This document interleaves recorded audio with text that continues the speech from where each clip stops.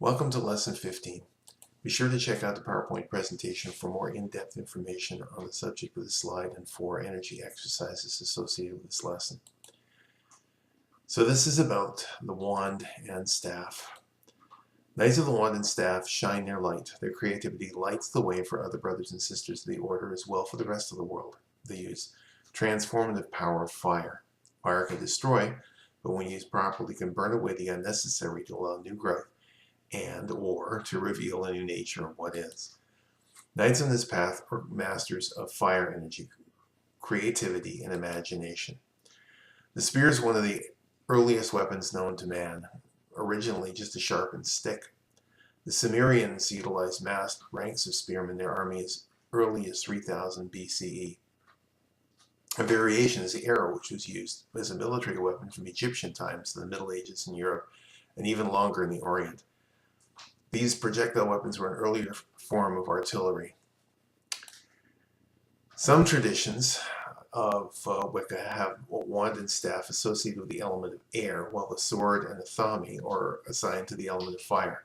The reasoning usually advanced to support this is that the fire is used to shape and temper the metal blade. I've even heard people argue that the shape of the double-edged blade resembles a flame, yet it is wood that produces the flame that tempers the metal. Thus, I classify the wand and staff or spear as weapons of fire.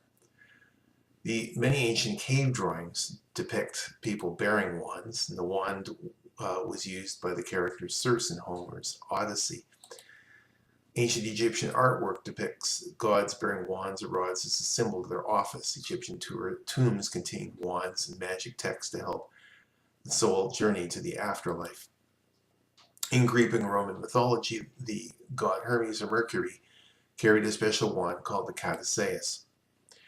The mace, scepter, and wand of office are all symbols of ecclesiastical and formal government authority which trace back to these ancient symbols. The magic wand is one of the most common symbols of magic in popular Western culture.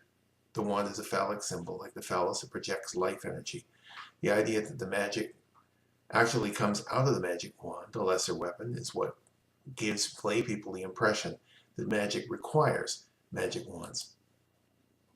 Many traditions hold that the length of the wand should be the distance from the tips of the fingers to the elbow, or 1 cubit. They can be quite plain or painted and or described with symbols.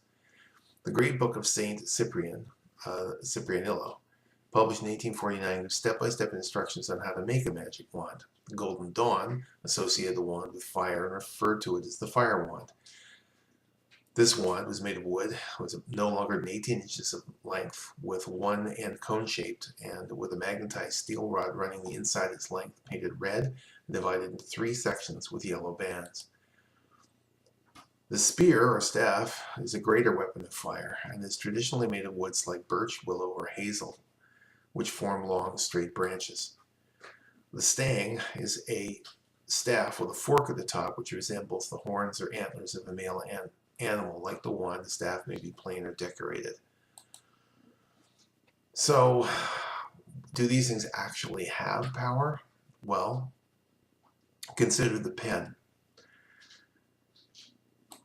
You're saying, well, what about pens? How could that be associated to a magic wand? You may recall the Baron Lytton, or Edward Bulwer Lytton, back in 1803 to 1873 said,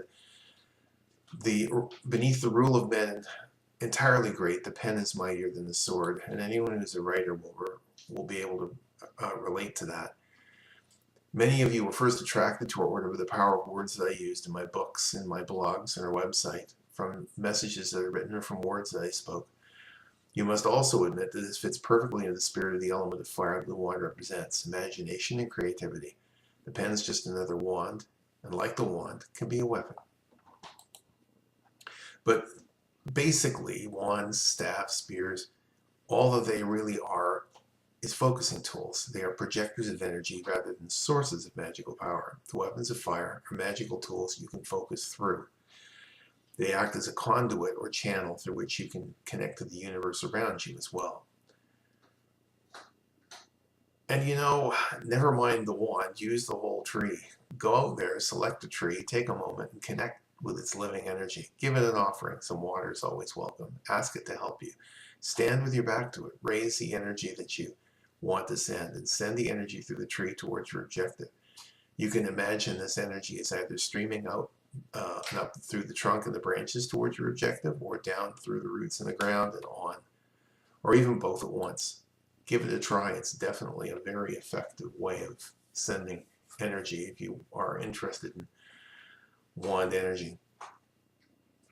If you check out the PowerPoint presentation associated with this lesson, you'll find other exercises involving lifting the sky and grounding, which involve the use of wands and staffs, and I encourage you to check that out.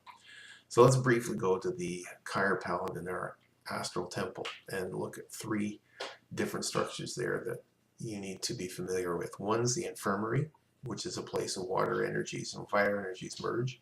It's a good place to go for healing or to help send healing and to explore healing skills. Another place is the forge, which is between the air and fire temples. Naturally, air and fire energy combine there, and it's where you can forge your dreams into a reality if you have a mind to. And finally, there's the Chejitsu, which is Japanese for tea house. In Kyre Paladin, this is where you can meet other members formally and spend time together. Preparing for Order of Paladin's rituals is very much like preparing for a Japanese Chano-yu, or tea ceremony, which took place in the Chejitsu. You want to make sure that everything is clean and tidy to honor your fellow knights and guests. You greet them at the entrance as equals. You lead everyone through a specific ritual to make sure that everyone involved is moved by the ceremony in some way.